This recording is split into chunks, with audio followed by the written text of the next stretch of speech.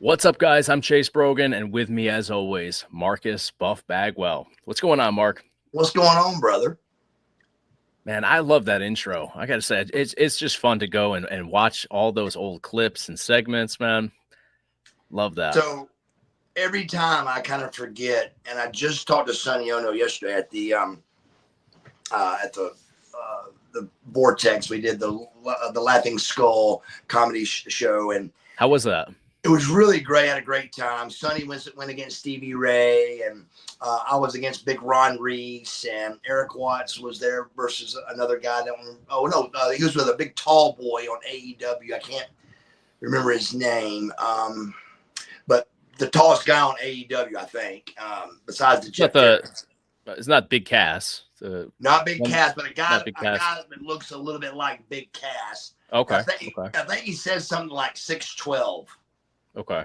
He says he's 6'12" instead of 7 foot. He says I'm 6'12", which is kind of funny, So, But yeah. So I was telling Sonny, I go, man, the other day I was watching the intro to my podcast, not really paying attention to it. And I said, and walking beside me is Chono. I mean, I'm like, what? I mean, it's. I mean, the feeling I get when I see it, man, is it's unbelievable. I mean, it was bigger than we realized. It was just, wow. It was huge, man. It was a big deal. And the NWO was just red hot. I remember in Japan, man, rules are rules in Japan, brother. And when I broke that spray can out and I painted the apron, I mean, 120,000 people were silent. And I was like, this may be bad, You think they made $8 million in NWO shirts in 1998. Wow, $8 million. I believe it. And imagine what they've made since then, because it's still man. I mean, NWO.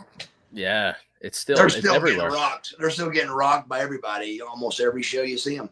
Oh yeah, absolutely. I think they're still in the top 10 of, or I'm sure it's probably even top 5. Yeah. Best grossing merch and stuff. No doubt. Can you talk about what you were doing a little bit more about with the pilot, or they don't want you to mention it? I can't, dude. I got beat. So it was like a roast. It was like a roast off, right? That was the concept. I'm mad about it. I'm not real mad because I didn't know there was going to be winners and losers. I take everything dead serious. So I memorized my jokes. You go over them. It was really professionally done. You first write a couple things into them and let them know, hey, this is what's off topic. I don't want whatever your off topic is. Right. I don't want this done to me. Which that list for me is very short. I'm so transparent. But there was a few things I thought, if you're asking, hey, I'd rather not have this and this. Right, of course. And so we don't see any of that. We just write it all in. And then they call you back with 10 or 15 jokes, and you decide on 5 of them. Okay. And then once you decide on the 5, then you memorize and practice them, all that. Your delivery is crucial on the timing of it and everything. So you're reading somebody else's joke that you're trying to make funny, and it's tough. Make it your own. Right. Like one of my jokes was, I said, Ron Reese was a part of Raven's flock. I said the word flock came from when you saw him on TV. People would say, "Let's get the flock out of here." and then he comes back to the rebuttal, and then I was like, man, Ron Reese was also part of the Dungeons of Doom. That was made to help get rid of Hulk Hogan. It seems like the only thing it got rid of was the last bit of respect anyone had for WCW. That was a tough one. Yeah. So the jokes, he's Ron Reese is a funny guy, a real funny guy on his own. Sure. But man, his jokes were much better, and they were good ones, man. I mean, the last one was, I can't remember the last verbatim one, but it was something like Buff Bagwell wore baby oil on all his matches. He said he used to wear so much baby oil that he could have been invited to a P. Diddy freak out or something. And and it got an eruption of laugh. Now, sure. when it was I can all see that. said, when there was no vote on this or anything, but when it was all said and done, I do believe that me and Ron had the best set. It was just overall nothing I did right, nothing Ron did right, but it was just a good set that we delivered the lines properly. We got good laughs throughout, no mess ups. If you messed up, you reshot it for Netflix. So I stumbled through one word and I stopped and then redid it. Like the flock one, I did something, so I redid it. But everybody else had to redo a bunch. I felt like it was the smoothest, best, but it was first, so it kind of was bad for it to be first because it was a good one. Right. Like when me and Scorpio, it's going to be tougher to be best. It's got to be tough for you to do it first too, because you haven't seen anybody else go. You're kind of establishing the footprint of what's going to go down. Absolutely. And so I was a little bit nervous. I was nervous, but they had teleprompt. I mean, it was a really jam up deal, man. And it's Netflix that's producing it, or they're going to be how it's released. Netflix is how they're going to be released, and they're hoping to do MMA versus. It was originally supposed to be WCW versus AEW. Okay. And I'm not quite sure what happened, but it wasn't like that because I went against me and Ron's both WCW. And then Stevie Ray and Sonny Ono, they were both WCW. So it really wasn't like that, but you could go a lot of places with this. You could do. Oh yeah. Companies versus company, team versus team. So it was really, really well done. Great setup, little bitty room, but a lot of intensity and power, and just had really a lot of fun. The Vortex in Atlanta, Georgia, and the place is called the Laughing Skull. Okay. Yeah. And is it live audience when you're taping this? Live audience. Is that how they're kind of gauging who wins and who loses by? That's how they do it. They say, "Hey, who done it? Who for Buff?" And then and then Ron Reese, and he got the bigger pop, And I was like, I mean, I'm not on the losing end of too many things except a wrestling match, but I was like, wow. But and I'm not making excuses. Like I said, Ron's a real funny guy, but man, he had two jokes that were just incredibly good, and it got bigger laughs. That'll do it. That'll do it.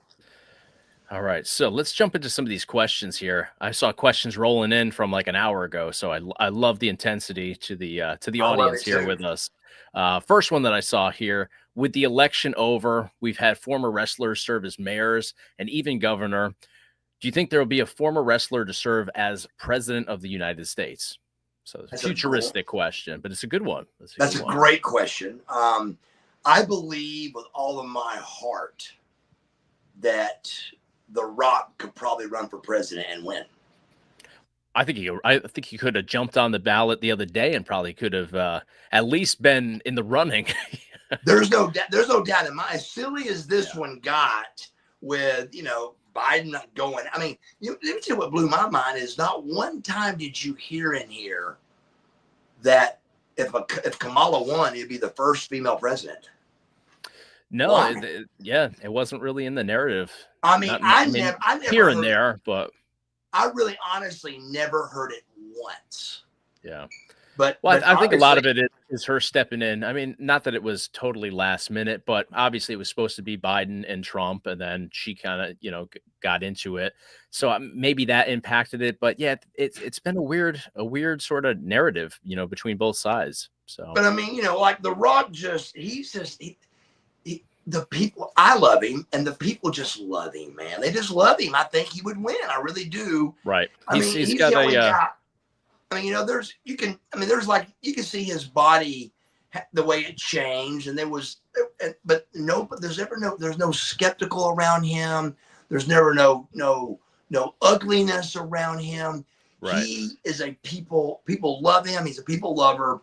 I really think that if The Rock ran, he would do very well. I think he'd bring people together. You're right. There's something about him that he just puts out good vibes to both sides. It doesn't matter who you're behind right now. I think that people could come together around him. So yeah, I think he would be a great person to kind of bridge the gap, because we do have a significant gap right now between parties, people, individuals everywhere. I mean, he would definitely bridge that, I think. And Dredrick here says Buff for president. I love it. There you go. Buff Bagwell for president. I like that. Let's do it. We could do that. We've got Running with the Devils. This is my good friend Ace over here. If you could go back in time and wrestle anybody that you never wrestled, who would you pick and why? So it would definitely, I think I've been asked this before, and I love this question because it's just very clear to me who that would be, and it would 100% be The Rock. It was no doubt about that The Rock was going to wrestle Buff Bagwell. That was going to happen no matter what. And I think it would have happened a lot at a high level. It did not, but that's who it would be. I would give anything to have had a match with The Rock and had a angle with The Rock. It would have been a lot of fun. It would have been, a great match, I think. I agree. I mean, it would have made perfect sense. One of the top guys for WCW, one of the top guys for WWF at the time. Right. Yeah. I mean, it would have been inevitable. And part 2 is, if you could have one last match in 2025, who would you pick to wrestle and why? One last match. Wow. I think this is the first thought that came to my mind. I've never been asked that question, but I think it would be Booker T, because that was the last match anybody saw about us. And I'd like to go through and show all the 1,000 great matches me and him had, show the one that everybody thinks is so bad, and then put the pressure on us, because there is no pressure with me and Booker. Our chemistry was really, really good. It was really great. And go out and do one last match, me and Booker, is what I would want. Right. You guys wrestled for how many years? I mean, almost 10 years, I would say. 10 years. I mean, he came in not long after you in WCW. So yeah, Harlem Heat. I missed him in Global. They came in right after me, and they were the Ebony Experience. Mm-hmm. And they were, I mean, literally right behind me. And then I went to WCW, and they came right in behind me there. Right. So and 10 years. And he was there the full, that full ride too. A little bit less than you, a little bit less than Dallas, but still in WCW till that final show, the final night. Yeah. Yeah, that's a great answer. That'd be a good one for sure. Yeah, it would be. And you just saw his brother yesterday, right? Yeah. He was at the taping. Excellent. Still looks great shape. He's about 10 older than me, 62, 63. But still looks fantastic. Still in real good shape. Looks great. Doing good. Well, the retirement matches are big now. Sting had his earlier this year. Did you see Goldberg just announced he's going to do a retirement match? Really? WWE. Who's going to wrestle? Do we know? They're kind of leaning towards Gunther, I guess, because they had the back and forth at Bad Blood in Atlanta. Goldberg kind of came over the barricade, and they had their little square off, so to speak. So I don't know. To me, I'm not that interested in seeing that matchup. I'd like to see him wrestle somebody, from, a decade or two ago. But, it is what it is. I get you got to put over the newer guys and make them bigger stars now, and that's a big part of it. The thing that bothers me with that is just there's no way Goldberg's going to come out of retirement and put Gunther over. So what do you do? If that's your deal with WWE, I mean, you always Sting didn't put anybody over his last match. He won, but usually you lose your final match, right? Like Ric Flair lost to Shawn Michaels. Trying to think who else. Is that what usually happens? I always thought your last match you win. I guess. Well, with WWE, who knows? But I think Shawn Michaels lost his final match too. Okay. Just going back, that's the way they're doing it, anyways. But AEW, they did it right with Sting, in my opinion. I thought that he should go over, and he did. Right. I totally like. Even like I said, the idea is please trick me and fool me. That's what they do with wrestling. I remember we used to get on planes, private jet with Eric, and we would go look on, because online was not a thing really. It was just starting. Yeah. And people would go out there and have our lineup and be picking who's going to win or lose. And we'd see who the people were thinking, and we'd go the other way. Right. Yeah, I mean, I think that I don't know. I feel like WWE gets away from that a little bit too much. They like to do, if it's your hometown, you're going to lose. I never understood that, but it seems like they've stuck to that over the years too. That's a big joke, Is it? Oh yeah, I mean that's one of almost every wrestler has used the joke where, I'm sorry, brother, I'm from here, I can't put you over. So yeah, that's a standing joke for sure. So WWE likes to force your hand. kind of ribbing on the square is what it's called. Okay. You're joking, but not really. Right. Like nobody wants to lose in their hometown. Nobody. No, of course not. Especially when you're Buff Bagwell and you just beat Ric Flair and you just beat Roddy Piper, and then David Flair's going to beat you in front of 85,000. That's a tough pill to swallow. It was so tough that I didn't go to my bosses. I told you the story. I went to Rick and I said, Rick, man, help me here, brother. Is this really what you want? And this is when David couldn't run the ropes, bro. I mean, I was really trying to, I think I had to help him hook my leg to pin me. It was really unbelievable. It was, it was horrible. He just didn't know what he was doing. He couldn't hit the ropes. He was just so green, God bless him, that it was horrible. And I just was so, I was embarrassed for our company. Like, the people knew it was bad, and they were like, right. Oh, back. I mean, I told you I couldn't wait. I couldn't get back to the go position fast enough for all the negativity that was going through my head of what people were saying. They were like, oh, they're just messing with you, man. Don't worry about it. We love you. And it was like the opening match of Nitro. It was like, why would they do that? And it was like, 85,000 was confused and mad. Unfortunately, there were some questionable decisions made at certain times with the WCW, booking committee, if you will. Right. Booking committee. That's a tough one. Booking committee. Right. Love it. All right. So we got one here from Pope James D. Nunn. Hey, Chase, how are you? Hey, Buff. What have you guys been up to lately? How's DDP? Do you ever talk to Scotty Riggs? Can you tell us about the angle with your mom winning the belt? Were the boys mad? A lot of questions in here. Let's start with how's DDP doing? Have you talked to Dallas lately? I have. He was in another country. Where was Dallas at, baby? He was in Colombia, I think. Colombia. Was it Colombia? Yeah, he was Colombia. I was there. I was with you when you were talking to him, I think. Yeah, I thought South Carolina. And I was like, oh, you're the country. Yeah, I was like, oh, okay, great. But he's doing some kind of peptide thing, and he's doing great. I mean, his new goal is to live to be 100. He really wants to. He does the training, the cardio. He's got this oxygen and the hyperbaric chambers. Anything you can do homeopathic wise to stay alive. Hey, baby, I need my battery charger, please. Anything you can do. The remote one? That'd be great. That he can do to stay alive to be 100. He is doing, and he's going to keep doing. Scotty, I haven't really talked to him a lot. It's on this end, but he's working for AEW. Is he? Not as a talent. I mean, not as a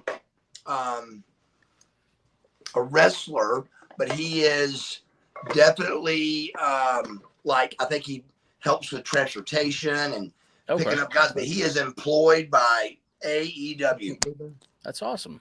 Yeah. So he's on the road with them then? He's on the road with them. Nice. I'm going to see AEW next week, actually. They're going to be in Connecticut. So Buddy and I are going to go down there and enjoy the show. Oh, it's a great show. It really is. I love there's a lot of great talent on that show, and there is. I really enjoy their product. For sure. Absolutely. And let's see. Let's dive into some other questions here.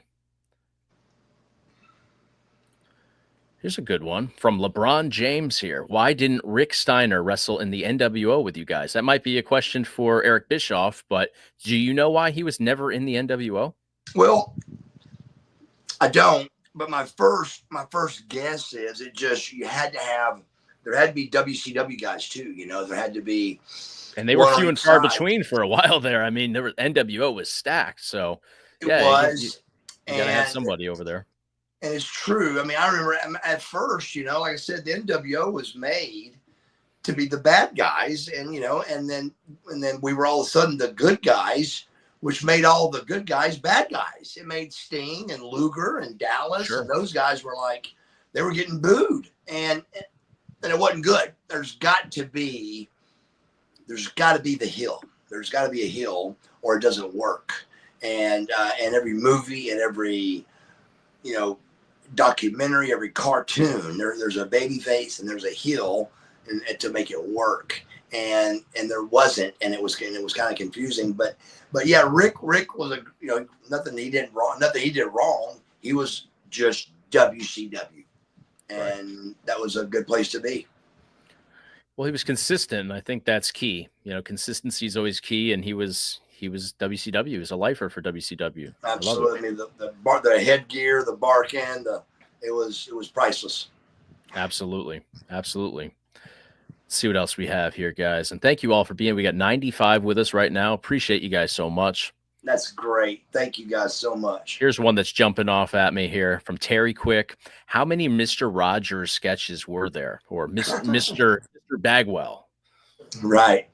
There are probably 3 or 4 that we did. Yeah, 3 or 4.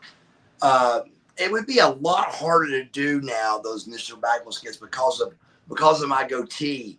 I used to keep the Buff character kept my goatee very short, very low to my face. Like I could shave it off and grow it back in a day or two, and it was easy.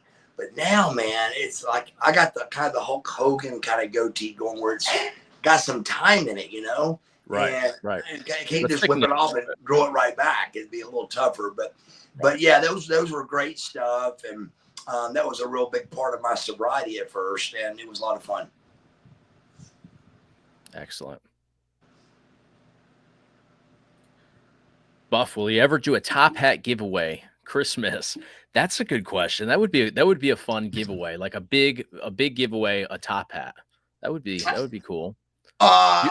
Absolutely. We should do something like that, Chase, to cool. Have some kind of pillow buddy or top hat giveaway kind of thing. Cool. We gave away, free stuff last week to the best questions. And we're gonna do some today too, because we got some of those cards still. We've got some of the prop money that's signed here from the big video that we did early on. So that'll be fun. That will be. So we'll name some winners towards the end of this. What else do we have here? We've got one from RGT85. What's going on, RGT85? What is the question? Thank you. More of a comment. Thank you for the years of entertainment, Buff Daddy. NWO for life.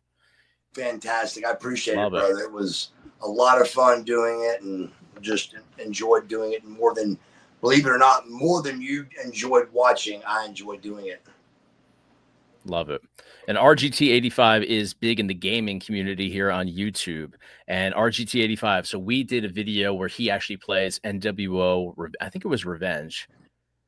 I think we did Revenge, but we filmed that already, so we got to put that out. But that's going to be a fun one, seeing him play as Buff. And so you're talking about our video, right? Our video, yeah. I still got to edit it, but it's filmed. We've got it. It's on a micro SD card right here next to the desk, so it will be out soon. I know he mentioned in the past that he was looking forward to that, so right, that'll be a lot of fun. What else do we have here? So, capital N. Do you guys ever give Hogan crap for always spraying the NWO with a capital N? I don't understand. Did you guys ever give Hogan crap for always signing the NWO with a capital N? I never even noticed that he did the capital N on that. on NWO? Well, I mean, I'm actually a little embarrassed because I do the capital N when I sign it every time. So I guess maybe I can't change it now. I've signed too many, but I do all caps when I do the NWO for life. But I will tell you a story about this. So when we first started painting the wrestlers, man, it was a weird deal for the boys, for the talent, to see the other talent when you come to the back of this guy you belittled by spray painting NWO on him. Sure. They're over there trying to get the paint off his back. You know, the guys that did it. Oh yeah, you're like, hey brother, sorry man, good job out there, brother. It was just a weird transaction of a guy that just had to get spray painted to help us get over. They finally came up with some paint that didn't stick or something, and it was a lot better. But at first, brother, when you got painted, it was like getting branded.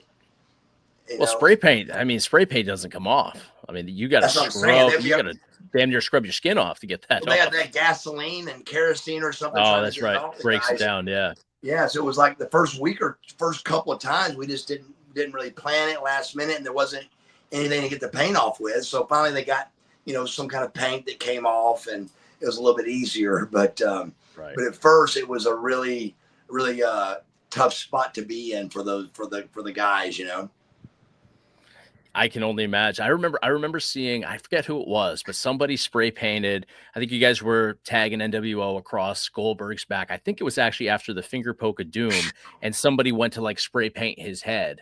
And I remember seeing his reaction. Like he tried to kind of get away from it. I can't imagine that going over well with Bill Goldberg. No, I can't either.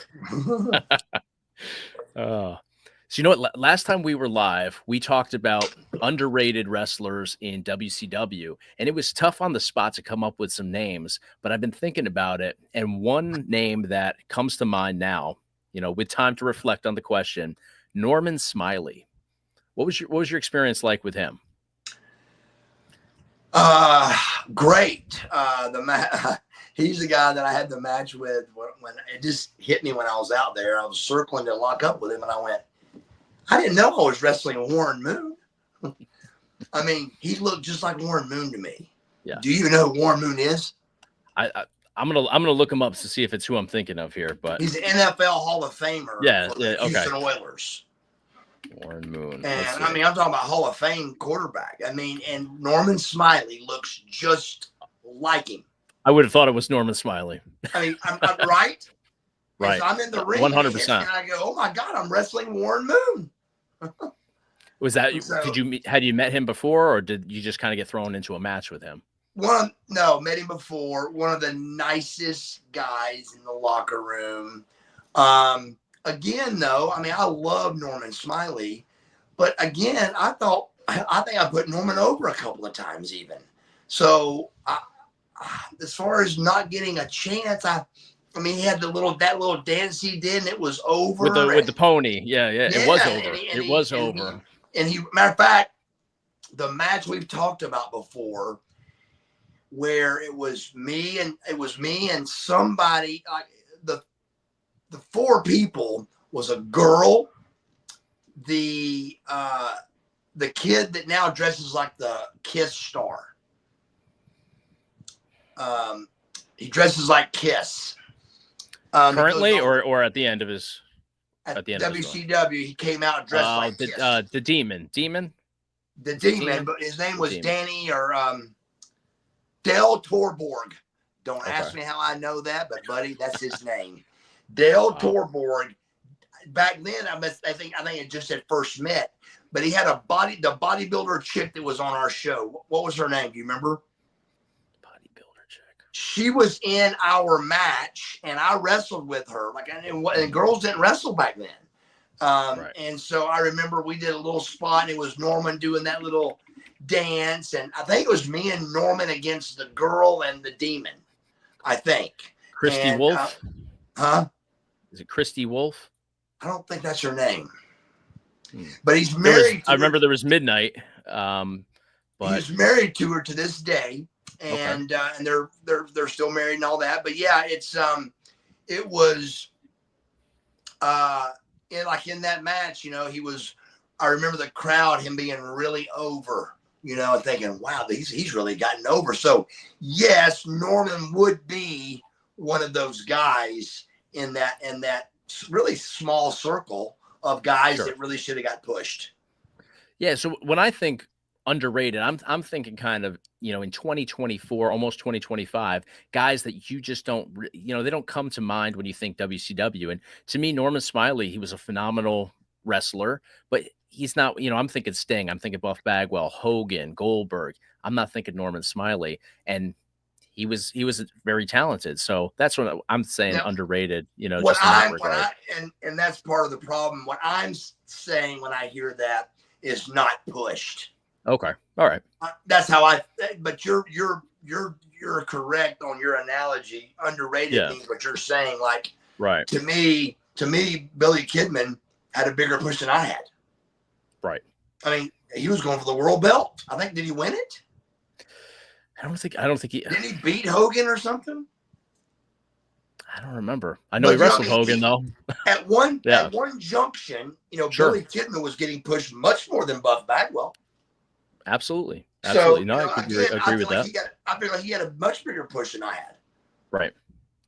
So Billy Kidman's not on that list, but again, he, to me, underrated. I think he wasn't. They didn't do a whole. In retrospect, underrated. Yeah, I mean, again, Billy Kidman today probably isn't a name that most people think of associated with WCW. No. Another one.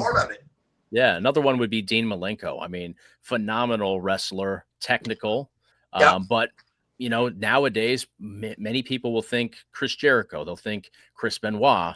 Dean Malenko to me is right aligned with them. In terms of ability. So where'd you say that? Because Chris Benoit, and you don't know this, but Chris Benoit and Dean Malenko were great friends, and I did a 6-man tag with them one night. I told you the story. We came out, and here's tough Chris Benoit, tough Dean Malenko, and I'm like, please. I said, Terry Taylor was at the go position. He goes, we're going out to Buff's music. And I went, no, we're not. I go, no. I said, no. Because, Dean and Chris, they looked up. I said, no. I said, Terry, please. But I said, this is Dean Malenko and Chris Benoit. Please don't. That's not correct.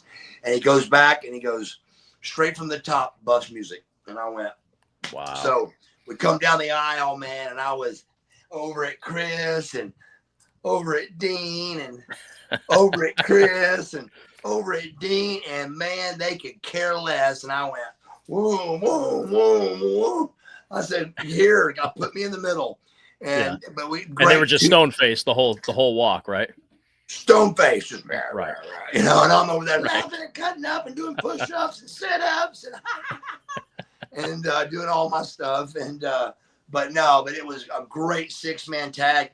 United Center, Chicago, Illinois. I think that's where it was. And it was a great match.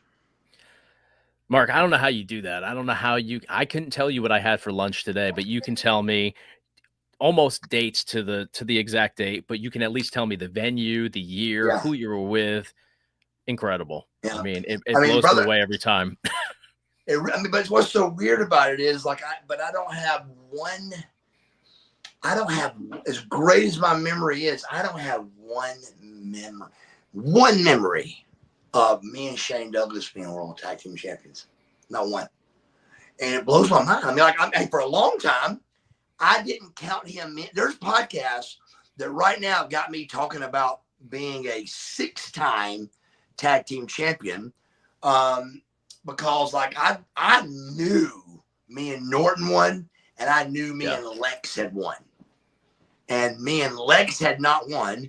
Matter of fact, I sold somebody owns a Buff Bagwell belt that is engraved on the belt, 6-time world tag team champion. This memory thought 6. And I put it on my belt. I signed, there's pictures. People got pictures with it. Somebody owns it. Oh, I signed it and sold it to the guy and told him the truth. I said, this 6 is wrong. It's 5. It probably makes it worth more money. and I sold him the belt. But I just knew me and Lex had won, and I knew me and Norton had won. But we should have won. It was Shane Douglas, and I really don't remember. It was the crazy. I just don't, and I don't remember Magnificent Seven. Really, I don't. Not a thing. Well, at least you remember NWO. But brother, everything else is pretty much up there. 100%. 100%. Oh man. How would the NWO story be affected during COVID? That's a strange question. I don't know how you would. Not sure what it means. How would the NWO story be affected during COVID? I mean, how would COVID have? I mean, I don't know. How would it have affected the NWO run? Or I don't know. I guess without the. All right, I'll fill it in. Without the crowd, maybe, because you had no crowd for almost, what was that, a full year, I would say, at WWE when they were broadcasting. Just with the panels of people at home watching. That was crazy. Yeah, crazy. Well, I'll tell you, I that was a tough time. It would have been a lot easier, I think, because sure, think about it. We when the NWO was coming into the buildings, we wrestled with nobody in there at first. Do you remember that? I don't remember that. Oh my God! Listen to this. I wrestled a match with Sean Casey for World Championship Wrestling on Monday Night Nitro, with the building empty. And Kevin Nash and Scott Hall, and it was something. I mean, this is at the very beginning of it, because it was something to do with we wasn't legally supposed to be there, and we were NWO, we were against WCW, we were going to be our own thing. It was during all those guidelines. So imagine having a match with Kevin Nash and Scott Hall on commentary beside the ring, and nobody in the place. Nobody in the place, and you could hear them just ripping us apart. Like, look at Bagwell, what's he doing? And then ripping Sean Casey apart, and kind of ripping me apart too. But I'm on their team, so I'm saved a little bit. Sure. But it was really great. And then I don't know if you remember this, but Nick Patrick had a black hoodie on as the ref. I'm gonna have to go back and watch that. I don't remember this. I don't remember this. It wasn't too long. But I think it was for at least a month. That's 4 Nitros. Really? Wow. Again, I can tell you for sure it was one. And I wrestled a guy named Sean Casey that ended up being a really big friend of mine on the road during the Indies for the next 20 years.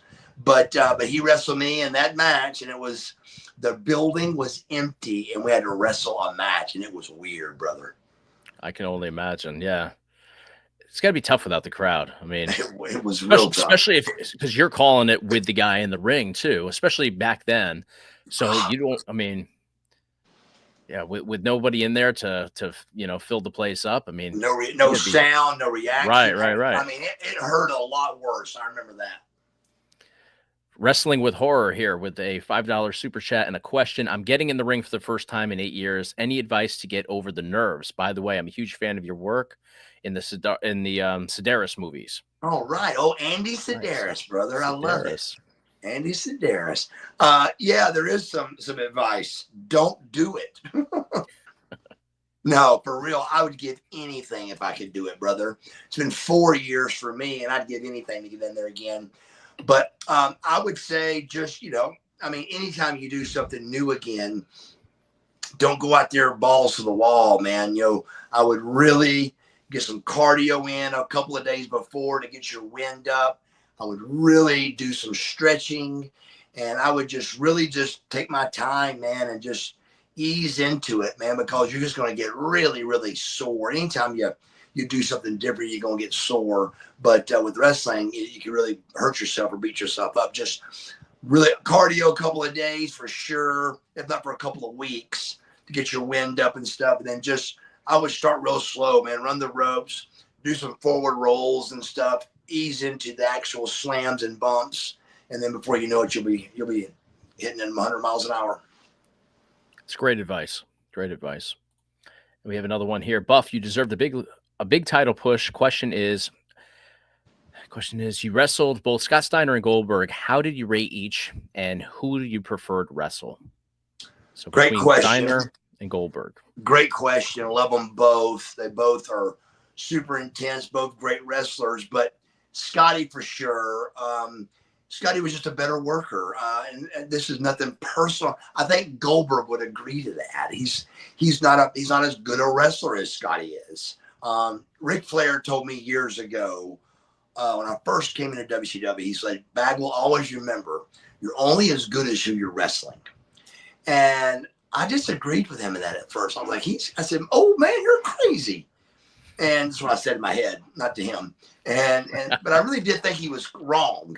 And then I went out, remember, and I had a match with somebody, and you just can't, when you get lost, or you can't, no matter how big and tough you are, you can't move another 200+ pound guy around without it looking stupid. And so if the other guy is not involved in the dance, then it's gonna look like crap. So I really took knowledge to that saying, and it was the truth. You're only as good as who you're wrestling. And with that match, Scotty is a much better worker than Goldberg was. It was fun to wrestle Bill because the people, his entrance, and it was cool. But Scotty's entrance was great too, with a, it was great, man. So absolutely, both of them super intense guys. Both of them could kill you anytime they wanted to. So a really close race, but I would say Scott Steiner. Excellent. So we got one here, and I think this might be a future video that we kind of put together. But hey, Buff, can you talk about your TNA run? How long were you there? Did they offer you a contract? What run? But I can talk about it. It was very short. So TNA was going to be a big deal. I mean, I'm Buff Bagwell, fresh off WCW, 10 years. And what year do you think TNA was? I would say 2003, 2004, and that's me just guessing. I can look it up, but for you anyways, I mean, I think they started pretty soon after, because what did you do after WWE? You went to Australia, right? Right. See, so I went to Australia, and I think TNA was created in Australia. I remember Jeff and a guy named Andrew McManus Andrew McManus was the head guy behind 2002. May 10th, wow, even better. World Wrestling All-Stars, WWA was Australia. World Wrestling All-Stars, and everybody that was anybody plus 10 was in Australia. From Sting to Sid to Buff to Kidman to Norman, anybody and everybody is the word to say was in Australia if you wasn't at Vince's. And it was going to be the next big thing. It was it. We were going to be the next big thing. And no doubt in our minds. I mean, it was no doubt, and didn't last more than a year. And then TNA, I think if you asked Jarrett this, he would probably tell you that TNA happened in Australia. I just remember seeing a lot of corner shadow talks with Jeff and talking to guys, got things I didn't even involve myself in, way out of my pay league. I mean, nowhere near what I was doing. I was trying to get the next beer and the next pill over in this shadow. But that's what they were doing. And they came home to TNA. And, me and Jeff were good friends, and his daddy was running the company and all that. But I'm in full addiction, but trying to hide it and probably not doing a good job of it, but still never showed up to the buildings messed up, never showed up to a match messed up. Always pretty good about that kind of stuff. But it was pretty out that I was, a drug addict. And I remember the very first TNA was very depressing for me because they had me doing several almost impossible TV spots. Like, I remember doing them thinking, they're testing me right here. They're actually, there was one, and all of them were live. They were all live. So I remember, I'll never forget, it's my ex-wife, Judy, is driving me all over the state of Alabama, making these live events, promoting that night that Toby Keith was in Huntsville, Alabama for TNA's first show ever. I get to the building after doing all of those promotions. And there's a first match is a 20-man battle royal. And I'm the first person thrown out. And you did all the promos. You did all the running around for yes. To hype it up. Yes. Yeah. And I went to Jeff and I said, hey, brother, I go, could care less about getting thrown over the top rope first. Care less. But why? Why did you do all that with me? Why did you send me to the TV stuff? And I don't understand why. And from that, and it wasn't to do with Jeff. Jeff didn't do anything. I don't think Jeff and me were friends. We were friends, but something was going on that I didn't know. And because you just don't get thrown out first out of 20. So the very first thing that ever happened at TNA was Buff Bagwell was thrown over the top rope. And I just remember going, this can't be good. And so again, I have no idea. As great as my memory is, I have no idea what kind of pay I got there. I know I was not under contract. I was never under contract with TNA ever. I remember I never worked for free in my life, but I remember I couldn't tell you what I got paid or anything like that. Sure. But I do remember I was definitely never under contract there, and I was never really figured in. Years later, like 2006 or 7, I remember they asked me to come back down to do something with Sting. Yeah. I think he was feuding with Jeff Jarrett at the time. And I remember you coming down. I remember that. Yeah. And they were going to pick somebody out of Lex, me, or the big giant dude that's Joe, Samoa Joe. Okay. It was one of the, and no, I didn't know Samoa Joe, and I didn't think he wasn't over yet, but maybe he was over enough. I never heard of his name, and I thought for sure they were going to pick me. And on that trip, I got drunk and like passed out somewhere in front of everybody. I think one of the only times I really did it in public, I started partying with the Nasty Boys.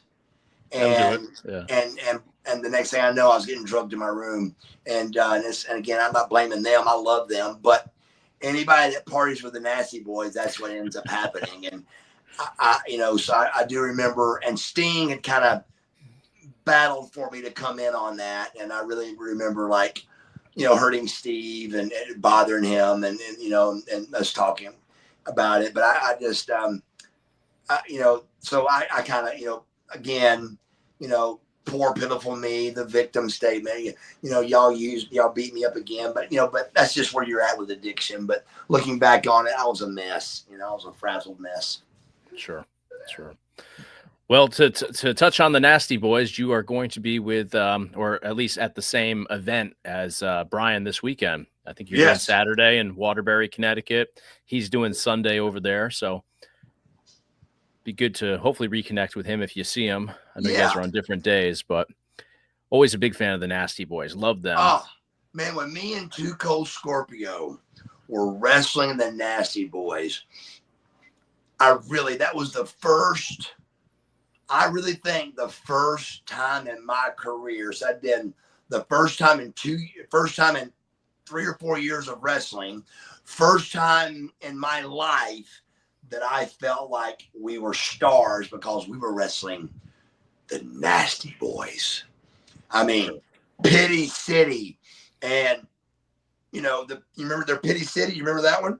Yep, I do. They put your face in their pit. It was called City, Pity City.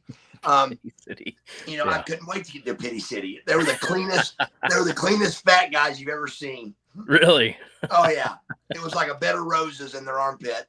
But, of course, Bagwell took a bunch of Pity Cities. Yeah. But Scorpio did too. But it was a great, if anybody out there listening, if you want to see some fantastic matches, go back and pull up some matches of me and Too Cold against, oh my God, Mark Canterbury, and they were called Tex Slazenger and Shanghai Pierce. Wow, what a memory.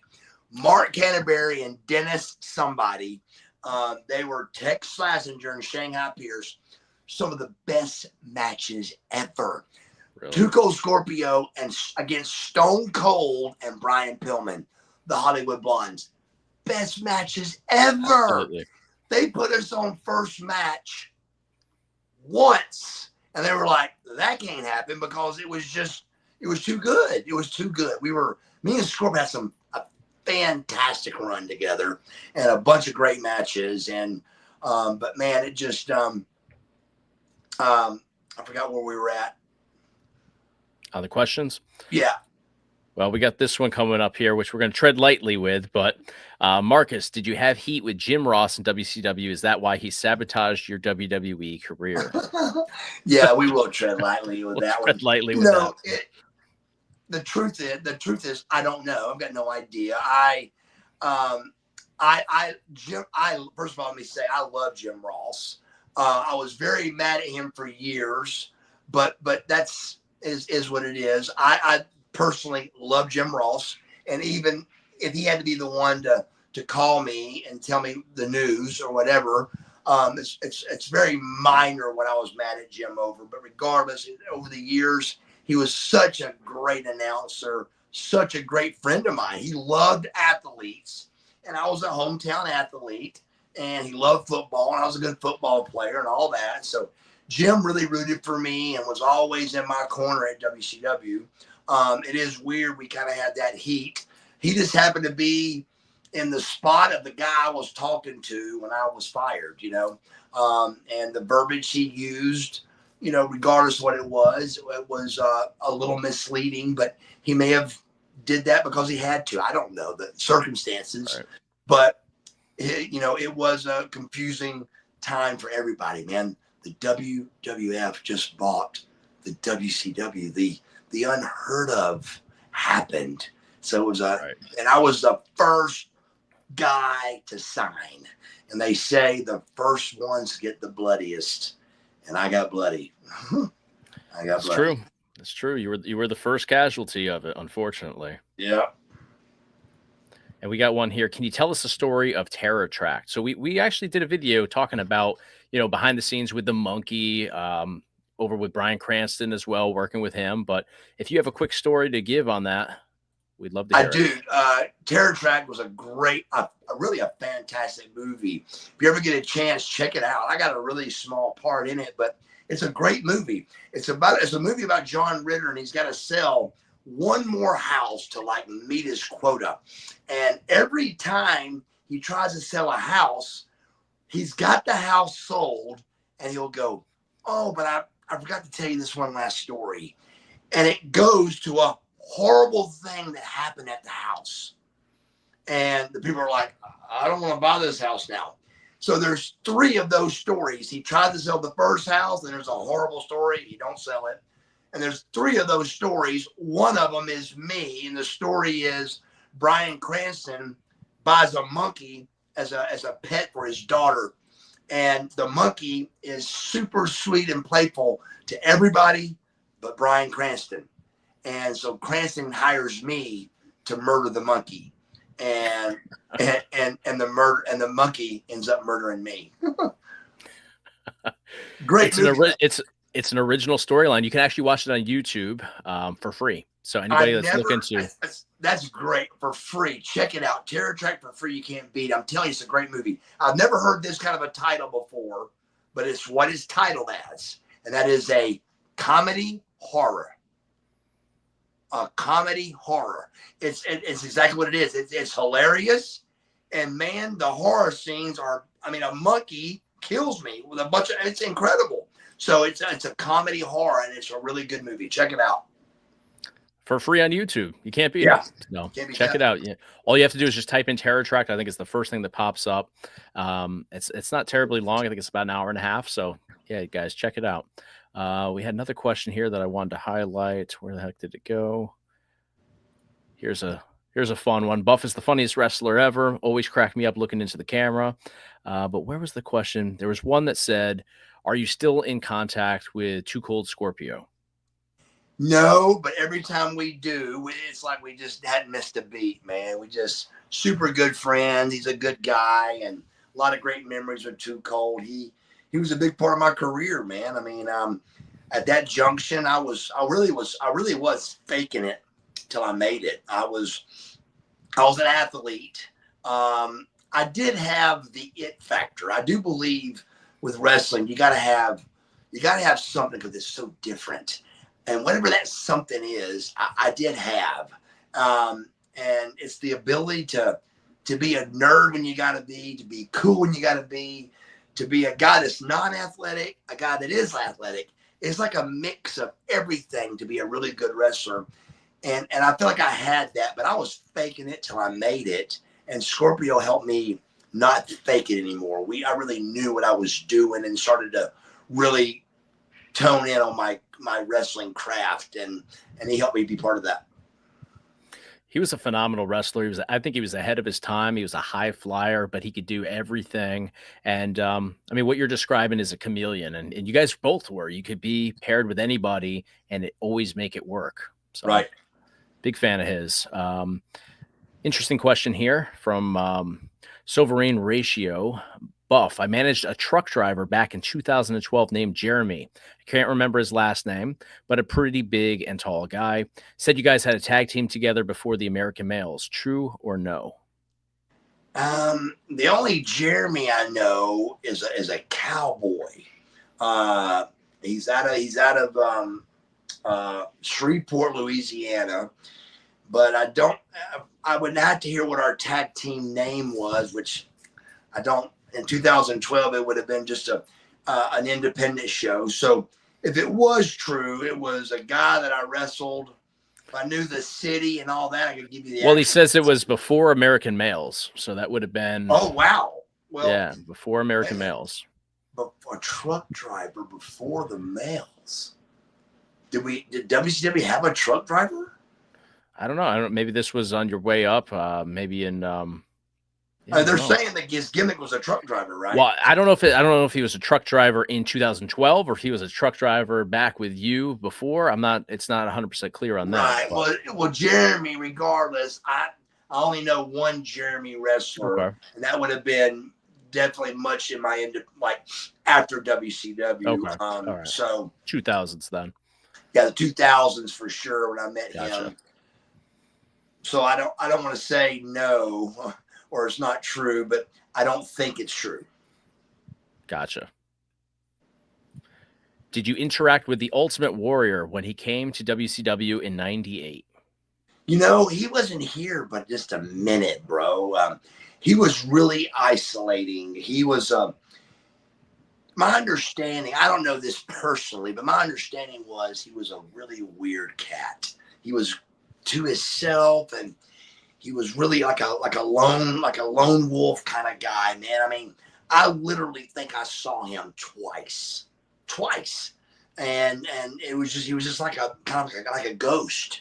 He would come in and then had his own room and never in catering or nothing, and then poof, he's in the ring and poof, he's gone. And he was it was a weird deal for sure, but huge fan of his body, of course, because we all wanted to look like the Ultimate Warrior, right? And so he was exactly what I was trying to look like, and big fan of him, but never really got to hang out with him. And he's a Marietta boy. Jim Helwig was either born or lived for a long time and worked as a bouncer in Atlanta as Jim Helwig. Wow, I didn't know that. I knew you had seen him in the gym, I think back when you first came in contact with Nash, but I didn't know that he spent a lot of time down in Atlanta.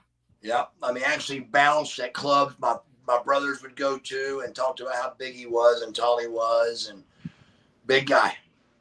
Intense guy, yeah. I mean, what you're saying, it sounds pretty consistent with everybody else's, stories on him. He definitely seemed like one story I got from Sting was if he was on his diet and you had like French fries and burgers in the car, you had to crack the windows because he felt like you could get the fat through your breathing. And so to get his fat in, one day he bought a bunch of Oreo cookies, and I remember Arn Anderson was like, oh man, he's all right. He's finally gonna flip. He's gonna snap and eat a whole box of Oreos. So he crushes all the Oreos up and he goes, and he sniffs the Oreos to get in the fat. Wow. I didn't visualize that, but 2 or 3 people would have to be really good liars to make that up.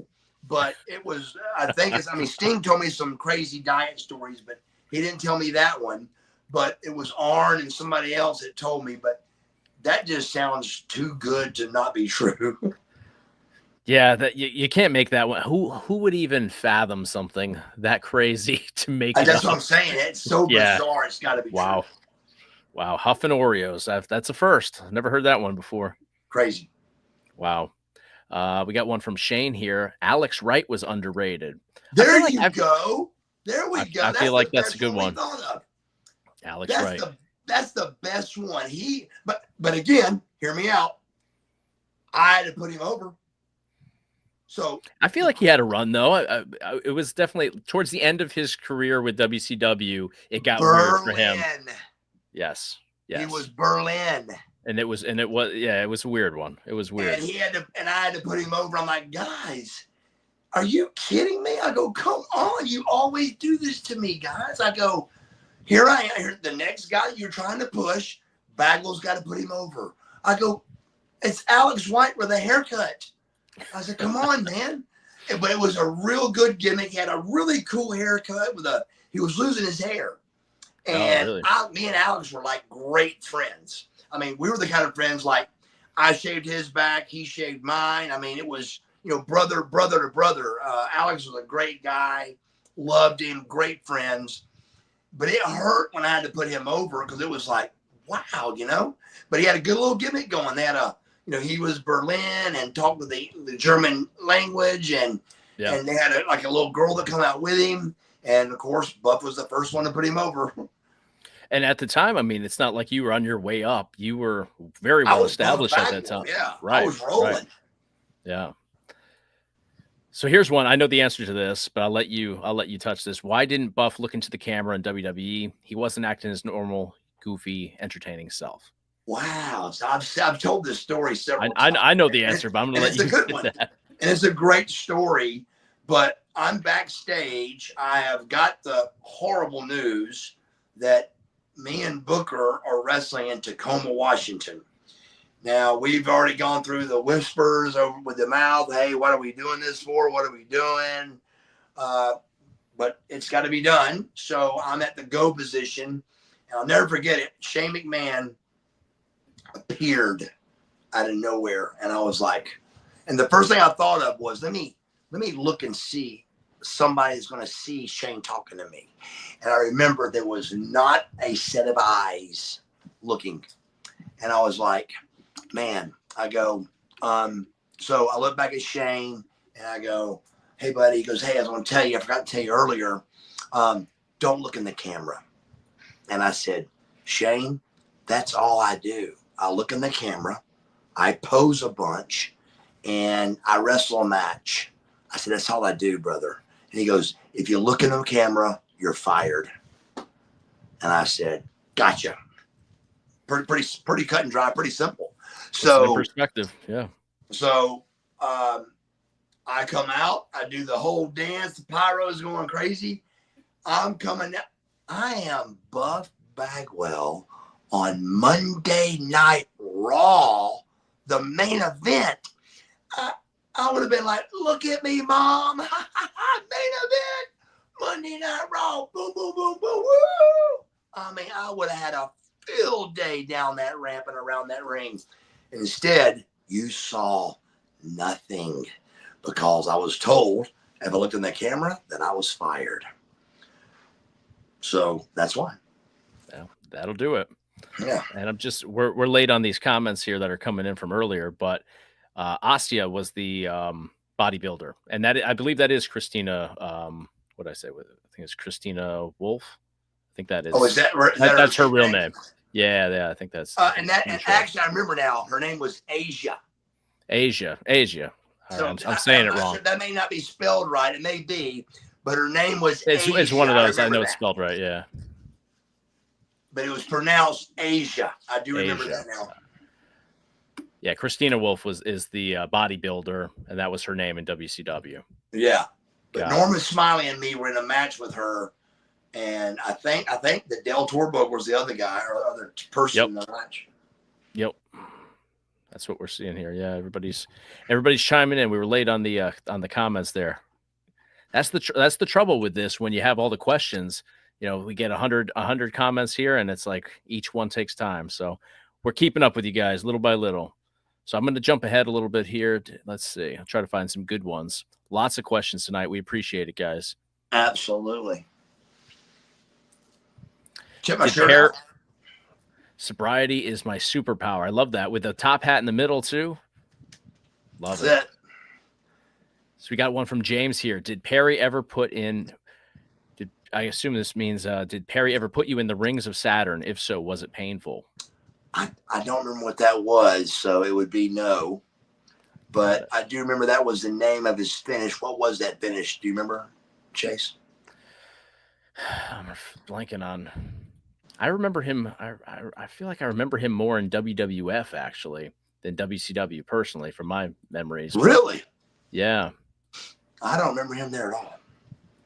So he came over with, I think it was it Chris, Dean, and Eddie, I think, and then Perry. It was the four of them came over together. So this would have been like 2000, I think. But I definitely remember. And they started out, I think they were in the front row, and they it was almost like they kind of tried to do like the Scott Hall, Kevin Nash sort of, you know, they just kind of showed up and you didn't know, what the deal was. So I remember that, but I don't remember his finisher that well.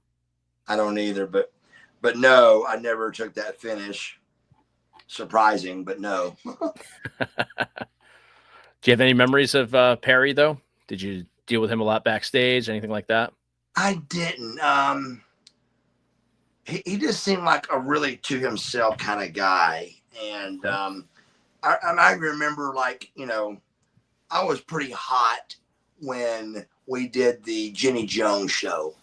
And I remember, you know, Perry being a little boo-boo or pouty faced about that show. I mean, I loved Perry Steiner. He was a body guy. He was a great wrestler. But I do remember at that event, I was kind of the star, and Perry, I could tell, didn't like it. But, you know, me, I was trying to share, hey, let's everybody do it or whatever, you know. But Perry was definitely on another level as far as he had different friends. He was a little more, just a little more intense than I was for sure. But I liked him a lot. He was around our group a lot.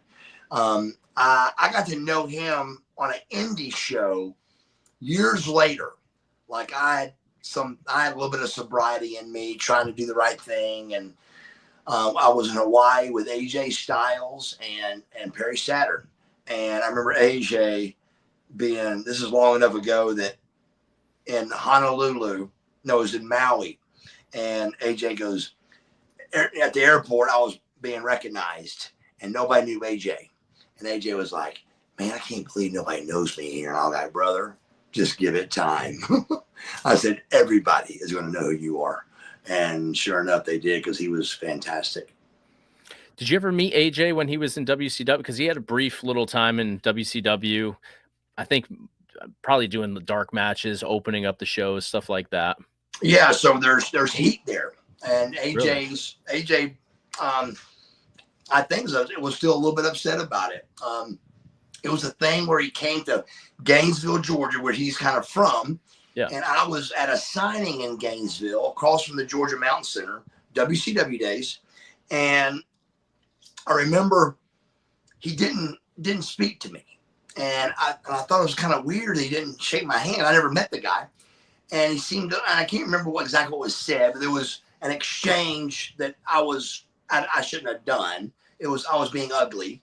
And, but I think he kind of carried that for a while, but recently we've spoke and he's a big Christian, and so am I. We believe in Jesus Christ as our Lord and Savior, and so does he. Believes that too, and we're big followers of Jesus. And so he was at a church, and went up and prayed for me, and so AJ's really a great guy. I've always been a huge AJ Styles fan, but to answer your question, it would have been yes, and it was a bad conversation. But then in Hawaii, we really got to be close, and close as you can get on a road trip. But a big, huge AJ Styles fan for sure. Absolutely. Seems like a wonderful individual, very talented, has been for, decades now. He's got so many years in the business. Yeah. Definitely a top talent. Oh, yeah. We got a question from Boyd here. Can I do reverse pyramid training if I'm natty, so natural? Absolutely. There's no rule with that. I think every person that's not doing reverse pyramid is if you fully understand what's happening when you reverse pyramid train.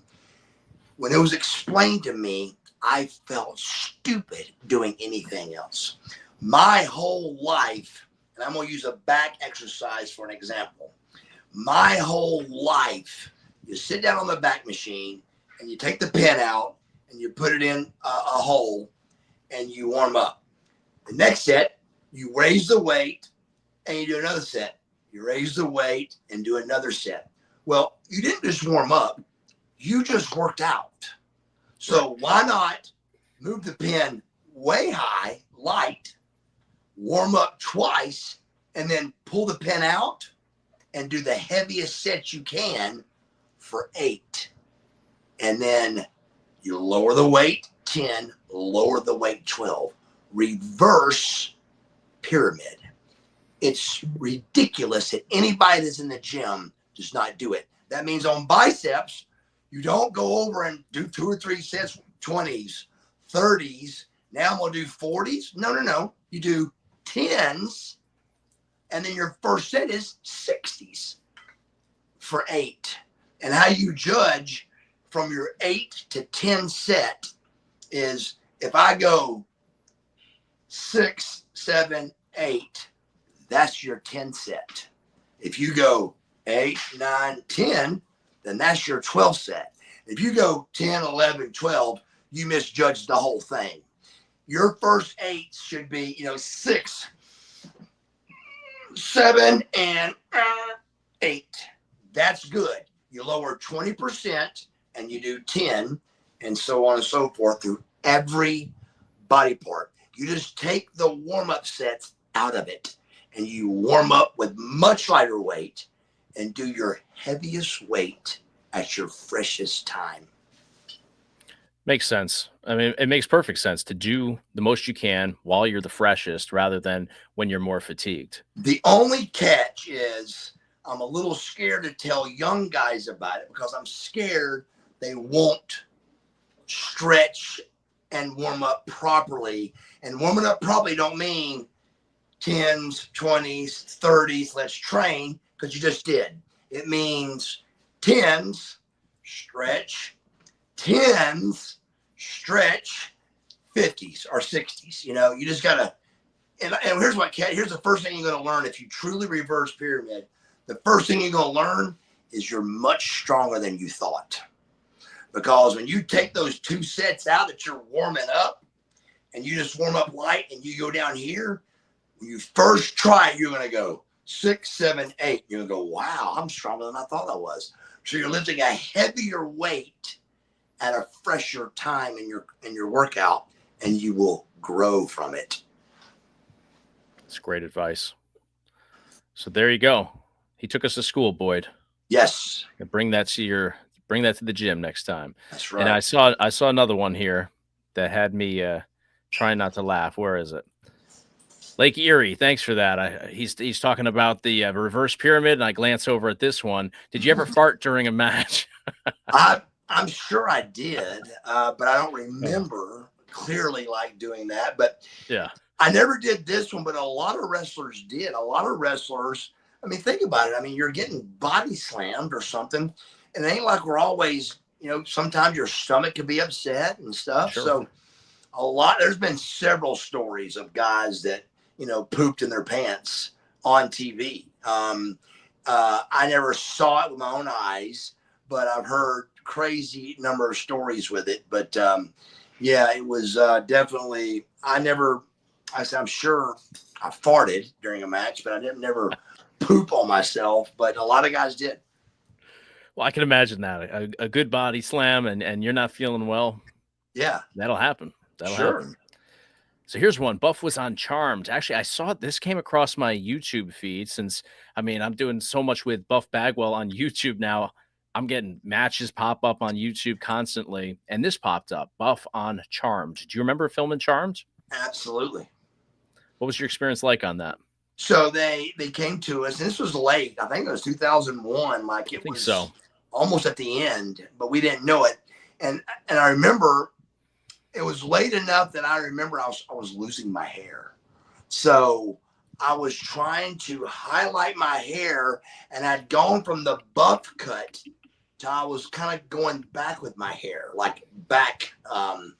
And I just didn't know what to do because I was getting the Caesar cut really was, would really maybe was looking thin in my hair. And I was like, man, Buff Bagwell can't be bald. That ain't good. So on Charm, you'll see my hair up and kind of like blonde streaks in it. But great experience. I got put over on the show, which is rare for Buff Bagwell. Like Scotty and Booker, like the ring turned into hell and they went down into the ring. Yep. But I as far as the show goes, I think I don't think I went down in the ring. I didn't win anything, but I think over more than they were as far as the episode went. But Wrestling with Demons was the name of the episode.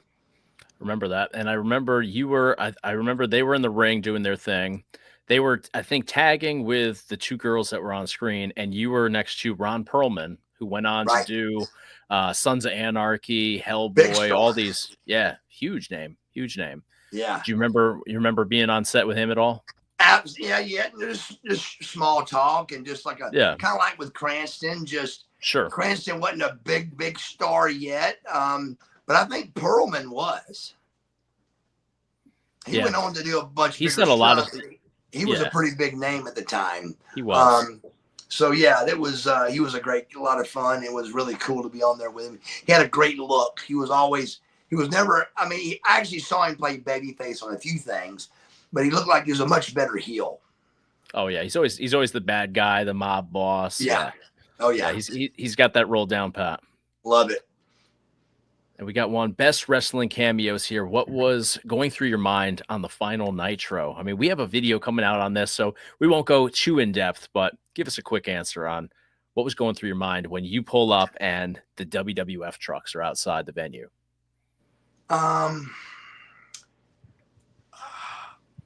Devastated. But reason I paused on that word because at that junction, we don't know what devastation's coming, but it was just a really bad feeling because the guys I was with were A-listers, Sting, Luger, Goldberg, pulled up kind of the late stars kind of pulled up late at the same time. And I'm the one that saw the truck. I said, look, the WWF trucks are here. And I remember when everybody saw the trucks, not another word was said. We walked and we tried to find who we knew, and it was a meeting pretty quick and a short meeting. And I remember before he even had time to think, I hope I'm on the show, me and Lex wasn't on the show. And we were totally buff at the time. Right. And so I thought, well, that can't be good. So I'm in the car going home, and Lex comes out and stops me. And we did do, I've never got any facts to this, but I did a pre-tape that supposedly was on that show, but I've never seen it and I don't know. But I did a pre-tape got in my car and drove home. I have to check it out on Peacock. I'm sure they have that on there now with the WWE and all that stuff. But it's funny, sometimes you go on there and they've taken stuff out too, or shortened different segments too. So it's not always 100% true to how, you know, it aired back in the day. But we'll have to take a look at that. We got one here from White Mike 63. Did you think Russo was going to put the belt on you? He said he had you in mind for a world title. No, I didn't. Russo to me was a WWF guy. You know, when he was in charge, it was Jeff Jarrett's and, you know, WWF type guys. And when Eric was in charge, it was WCW, you know. So I felt like my best hope or best chance was always with Eric. I like Vince, but I felt like he was more for the WWF kind of guys than WCW guys. Got it. Well, he put the belt on himself, so he was a WWF guy. I mean, that lines up. See there? And we had one here about Judy Bagwell. And I think the fact that this question's even being asked, I think, is just a testament to what she accomplished just being on TV, you know, with WCW. As a champion, should Judy Bagwell be in the WWE Hall of Fame? The answer is no. Absolutely not. But I will say that it was, I mean, it deserves something like the best mom angle ever or something like that. It was really well done. Mom did a great job for a 50-plus-year-old woman getting diamond cutted several times a week. And I remember like it was yesterday, she was all bruised up and always, and just a trooper, you know. But yeah, she no in the Hall of Fame, but fantastic little thing she had with us, and it was a lot of fun. People remember it, and they still talk. I mean, it's a comment here in the live chat. We saw the sign, I think, at SummerSlam this year. Yes, she's still in people's minds all these years later.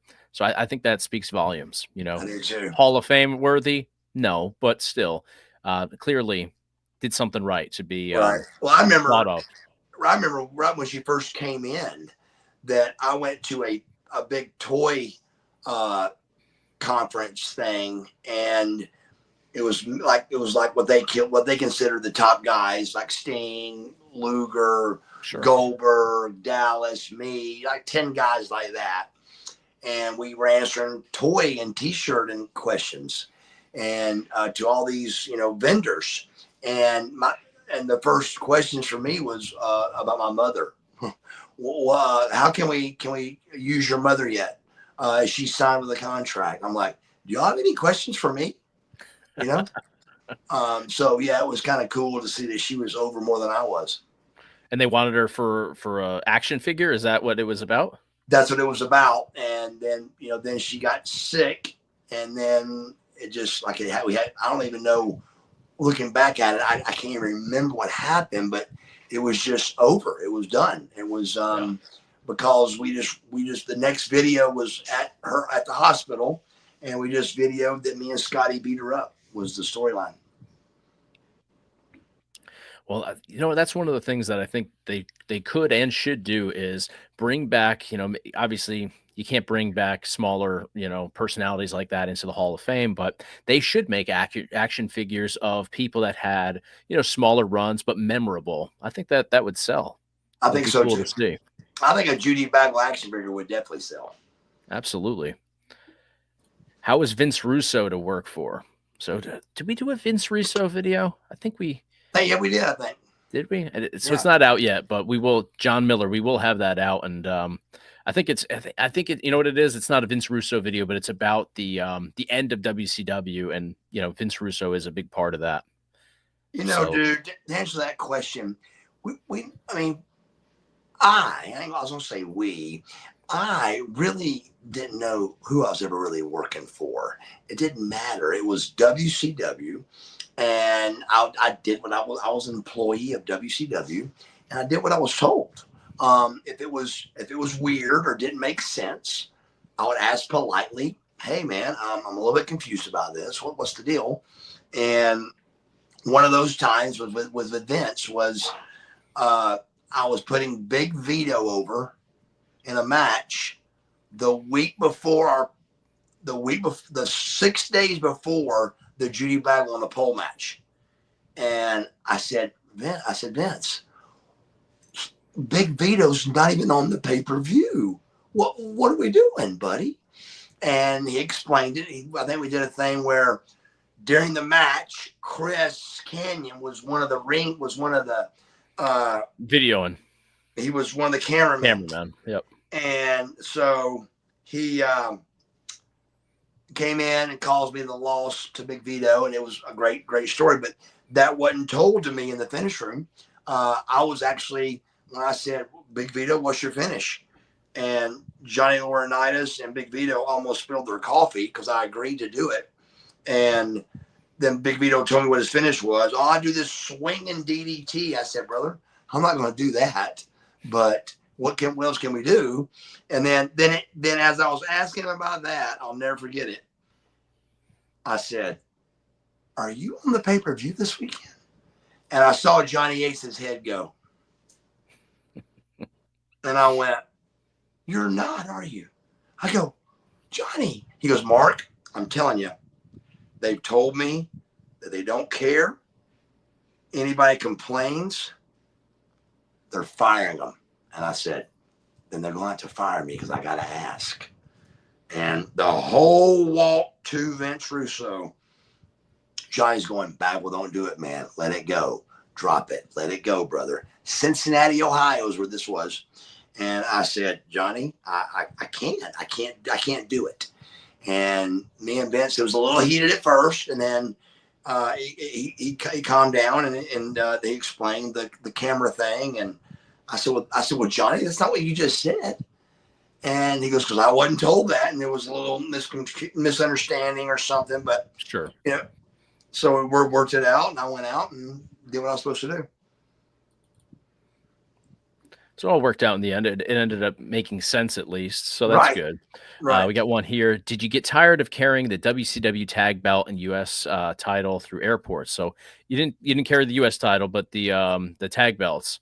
Did you have to carry those, or did they, bring those? It was really up to you if you wanted to. No, nobody usually did. I mean, if you were the world champ, yeah, you carried the belt with you. But with the tag belts, it kind of was one of those things when you got that through the curtain, you just handed the belt off to the next TV. I mean, we were proud. I was very proud to be a world tag team champion, but it just wasn't that thing that you carried through the airports. It was really a lot of trouble back then because this is before 9/11. So there wasn't, security was much less, and you carry a big metal thing through the airport. They're going to open your bag every time. But guys like that, oh, look at my belt, I'm the world champion. And I would have done the same thing. But with the tag belt, it just wasn't necessary. Right. Well, they weigh a lot too. I mean, it's not like now you have anything that you bring, they're going to weigh it for you too, and you don't want to be over. So exactly, that seems to be the theme with everything now. Charge you for every little thing. Everything. When you had your injury on Thunder, was the match supposed to end the way that it did, or did it get improvised because of the injury? Great question. But it was supposed to end with me beating Rick Steiner. So and I think it still went down as that. Thank God I got the win there. But really, if you watch, both our backs are down. Right. But yeah, the finish of the match, I think the winner was pronounced me. I think, I'm not positive, but because that was the finish. The finish was exactly what you saw. Was Bulldog. Scotty comes out, hits Rick with a chair, puts me on top. 1, 2, 3. NWO wins, and Bulldog paralyzed. No, Scotty, no, Scotty, no. Scotty puts my arm on Rick, but my arm falls off because I'm paralyzed. And 1, 2, 3, we're both on our backs. Nobody really won, but they announced me as the winner, I think, because that was the finish of the match. Right. So it all went according to plan, minus you being paralyzed in the ring. Right. Other than that, it worked out fine. Minus me thinking for 10 minutes that my life was over. Yeah, besides that, it was perfect. Minor detail. The Blockbuster is the top 10 finisher of all time. Much respect. I agree. I actually think it's higher than top 10, but it's one that you don't see used a lot these days. And I think that speaks volumes because now everybody's using everybody else's stuff. So it's cool that, to me, the Blockbuster is still directly attached and tied to Buff Bagwell. I think so too. I think it's a great one. I do think that, seeing when guys do it, I feel good. It makes you feel good they're doing it. So I'm all about it. And I think it's a top 10 for sure. Absolutely. Now, we've got a question about, you were an amateur boxer. I got to find it here because this thing's jumping on me. There we go. Do you have any favorite boxers, either past or present? Boxing wasn't I was, first of all, I was 61-1. I was a Golden Glove state champion. Wow. I really loved boxing, but during that time, there wasn't like a boxer to follow. I don't remember that. Like, I never watched boxing, and that's what I've never been asked this question, so I never thought about this. But like, it would have been cool to come home and watch, Mike Tyson, and then go try to imitate what Mike Tyson did. But I didn't. I don't know why, but I didn't. It was I'm sure if you did the math on who was popular in 1980, 1, 2, 3 area, or 80 to 83, somewhere in there, I'm sure I would know their names, but it would have to be somebody that was popular, but I just don't remember. My guys I liked as boxers was later on, like Evander, Mike Tyson, Larry Holmes, sure. George Foreman, big fan of Foreman, Muhammad Ali, of course, Frazier. But, there really isn't a whole lot of guys that really excelled in boxing, I don't think, except the names I just said. Sure. But I don't remember. I didn't really follow them when I was doing it, which is weird. But I didn't. Matter of fact, I'm not even sure what got me into boxing, but I do remember loving it until they went from weight to age. And they went from, it was weight. And then pound for pound, I was tough. When they went to age, I was smaller for my age, and I started getting beat up. So I lost the match and was going to take a year off and come back, and never came back because high school happened and high school sports, but loved boxing. So next weekend, it's going to be Mike Tyson versus Jake Paul. Who's your pick? Oh, I'm Tyson. Tyson. Okay. Tyson. Just the 50-year-old man in me is Mike Tyson. I got to do it. I got to. I think Jake's tough and all that, but man, Tyson's a killer, man. He's still a killer. I don't care if he's 50. I don't care if he's 75. He's a killer. So I'm going with Tyson.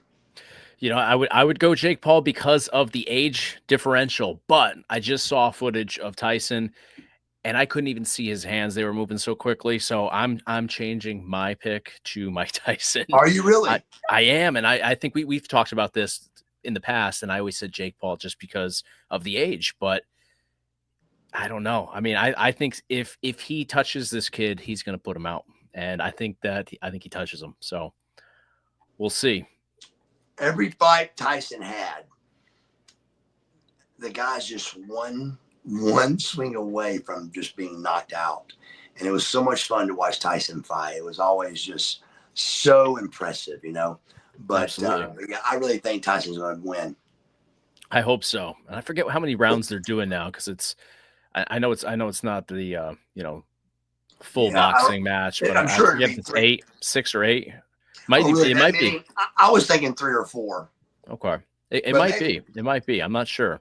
But I know that Jake's never doing, 12 rounds or anything like that. I think he's been doing, I want to say 8, but I could be wrong.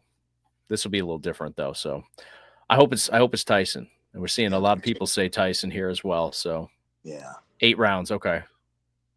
Wow, it is 8. That's what we're thinking here. Right. I don't know if that's definitive, but yeah, we'll see.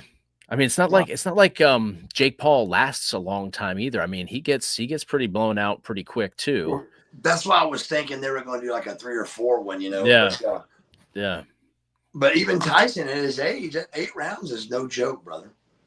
I'm sure. One punch and Paul will be out. I hope so. So. Very true. From Pat Moore here, how many matches with Steve Austin have you had? Maybe more more than Stunning Steve. Maybe more than anybody. I would a lot, man. Really, I would say 100 matches. Wow. I mean, just the house shows and the TV, just TV tapings alone, there was 50. So you take house shows too. I mean, it had to be 100 matches. Well, I mean, he was Hollywood Blondes at the time. You were, I think you would have gone up against him with multiple tag partners too at that time. Absolutely. So, wow. And then Nasty Boys, Steiner Brothers, so many great Harlem Heat. I mean, so many great tag teams back then that went on to do so much more. So, oh, here we go. It's 8 rounds, 2-minute rounds. Got it. Okay. Okay. So it's a little bit less there total, but still 8 rounds. What's a normal round?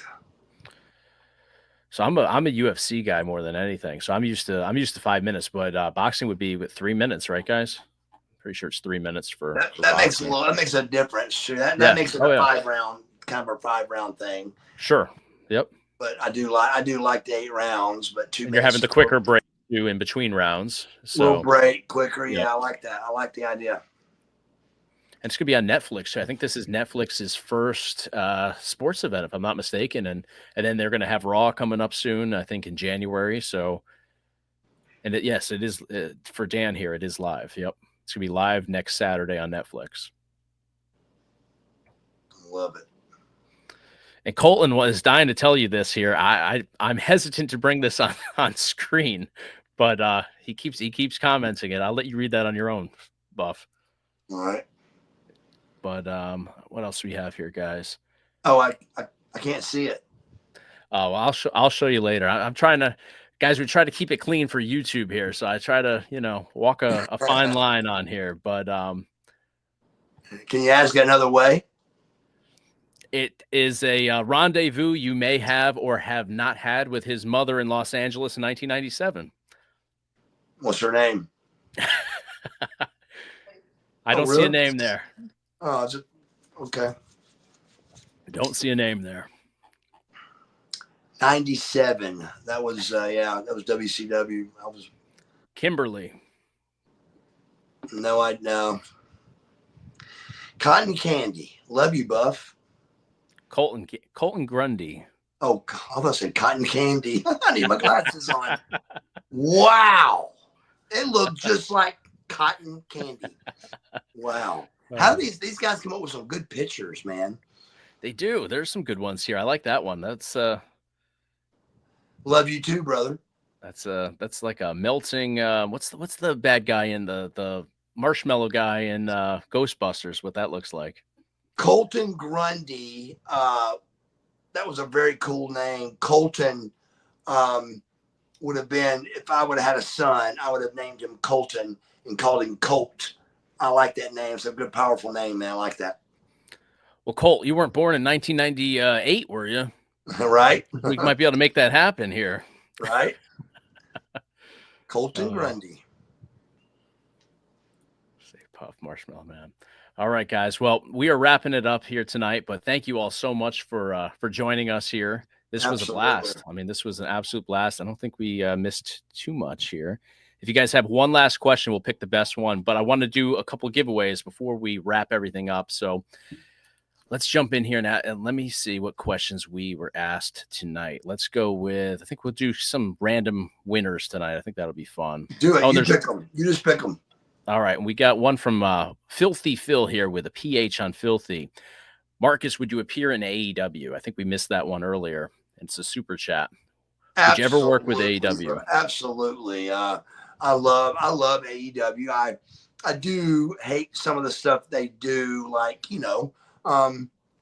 one guy's jumping off on 20 and they're all waiting for this 170-pound guy to jump off of them. But overall, I really love their athletic ability, and they got good storylines, and I just really, they got some superstar athletes there. So overall, absolutely would love to be part of AEW.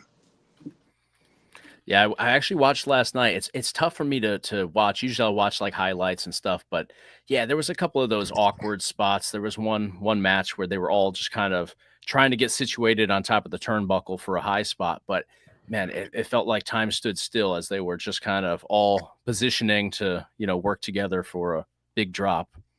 I mean, just like I was watching where it was a 4-way. It was Seth, Cody. Who was it? It was a 4-way, not Cody. It was Seth. Man, let me think. Who was it now? I can't remember. It was a 4-way on Monday Night Raw. And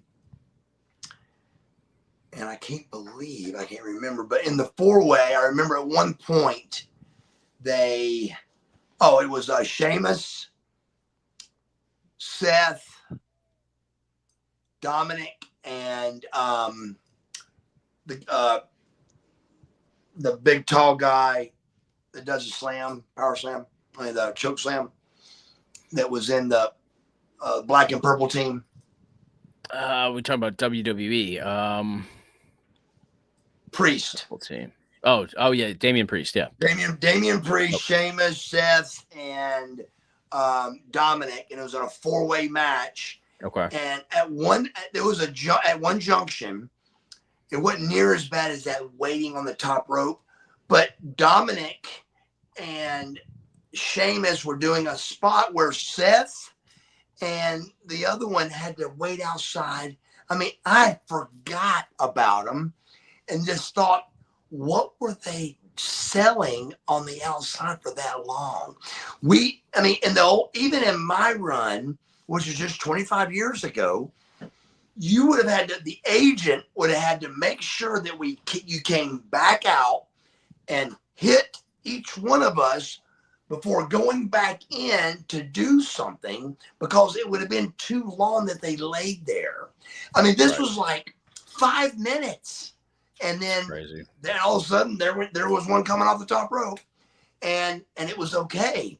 I think the idea is they sell completely out of the screen and just kind of like they say, out of sight, out of mind. Yeah. And all of a sudden they're back and it's, hey, I'm like, wait a minute, where was he? For 5 minutes. You see a lot of that for sure. There's a lot more of that now than there ever was before, ever in my career. And it's hard to watch that. I mean, I can only imagine for them, because they come from the same training. It's hard for them to lay there that long and not have somebody do. I mean, I promise you, they're hearing people say, "Get up, man. You've been selling for 20 minutes. What are you doing, you idiot?" They're hearing that for sure. And it's hard to lay there when you're hearing that. You can only act like you're trying to get up, so many times, and you look stupid. And I didn't like looking stupid, for sure. No. But yeah. So when that happens, who's relaying that back? So who's telling you you're selling for too long, get going? Who's making that call to the wrestler?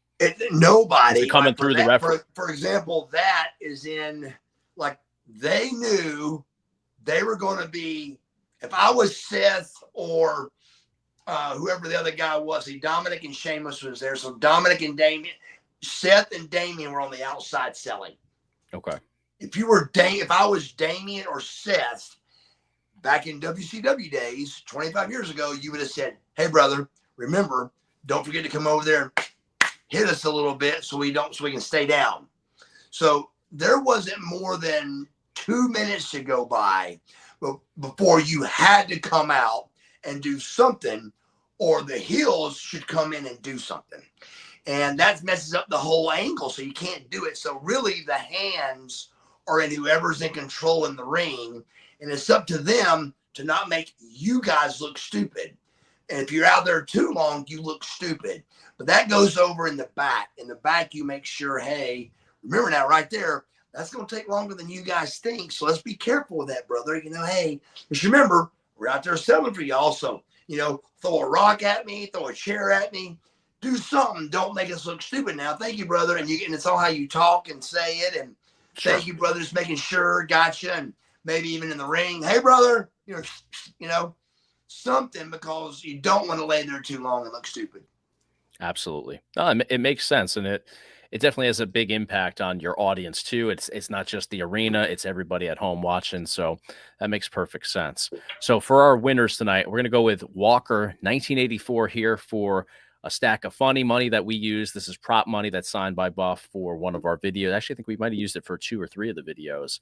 So Walker 1984 with the first question almost over an hour and a half before we even started. So he showed up early with his question. We appreciate that. Pope James D. Nunn, we've got another stack here for you. You asked a bunch of questions tonight, so thank you guys so much for that.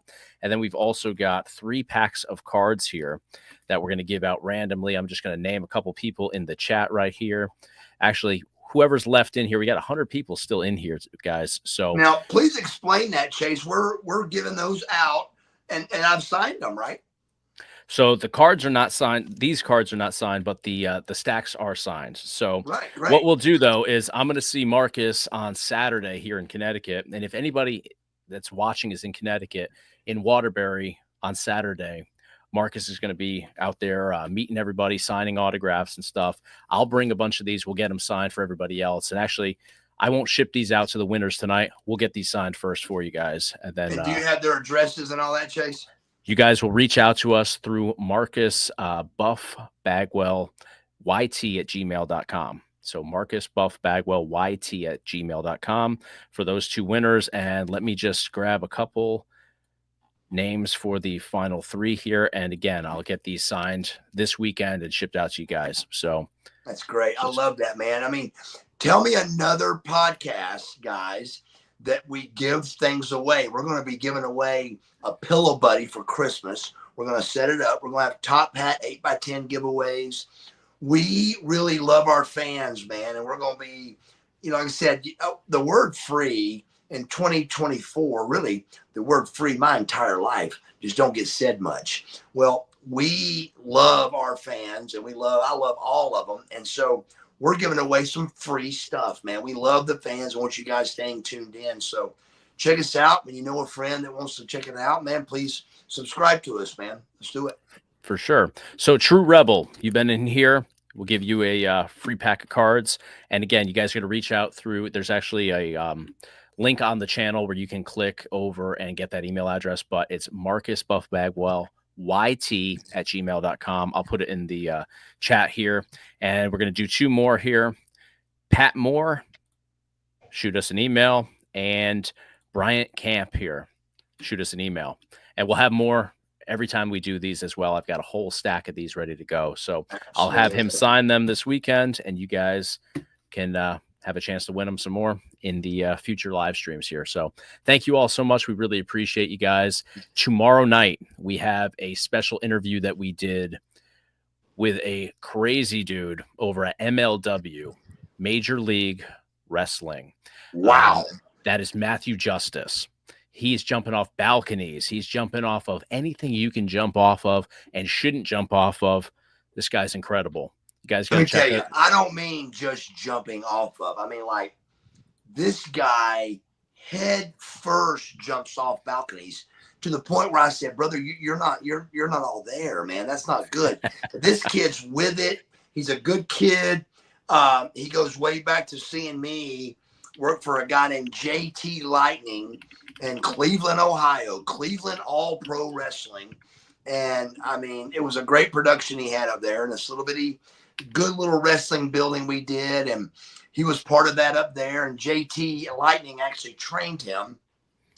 this MLW, Major League Wrestling, is a big deal. Eric Bischoff's part of it, and now we're trying to help them out and hopefully be part of their team as well. And but it's a big cool thing, and I love the name Major League Wrestling, and just this kid, man, is really like he can. Most guys that do all that stuff, they usually can't work. But this guy's a great wrestler, a good worker, and he also just comes with the crazy off the balcony jumps, and it's like nuts. So yeah, check it out. It's tomorrow, Chase. Our video interview will be tomorrow night, 8 p.m. here on the channel. I provide you guys with a link in the chat here. It's also pinned to the top, so set a reminder.